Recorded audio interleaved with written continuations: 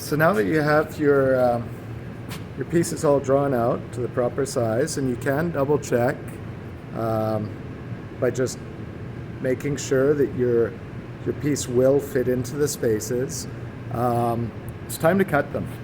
And we are using this jig on the bandsaw to make sure that we're not going to get our fingers too close to the blade. And so here's the setup for that. So I take my piece, I hold it flat on the table, and the wedge slides in from the blade side. If it doesn't hold super securely, you can give it a little tap to make sure that it stays there. So I'm going to show you this small cut, or sorry, the medium-sized cut, and I'm also then going to show you the second of these cuts. This first cut is very similar to the long one, obviously just a little bit smaller, a little bit tighter. So let's see how this goes.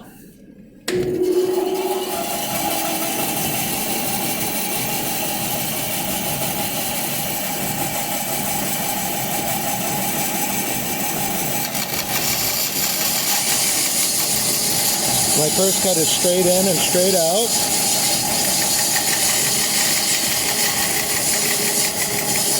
Same thing on the second line.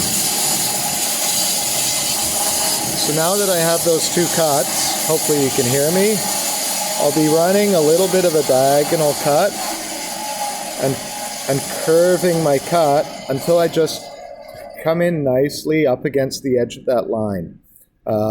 With this, sometimes I might have to take 3 cuts to clear the whole space. It's a little bit easier on the longer cut. So same thing again. And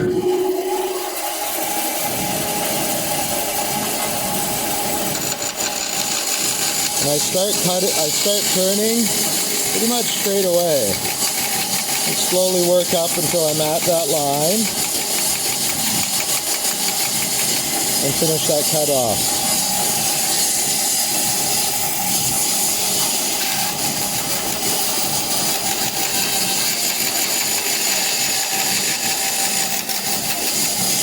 Now before I walk away from here, I can check and see if I've cut it to the right size or not.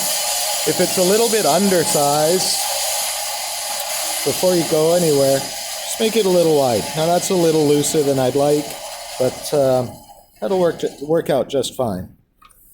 So my next, that piece would be done. That piece is done.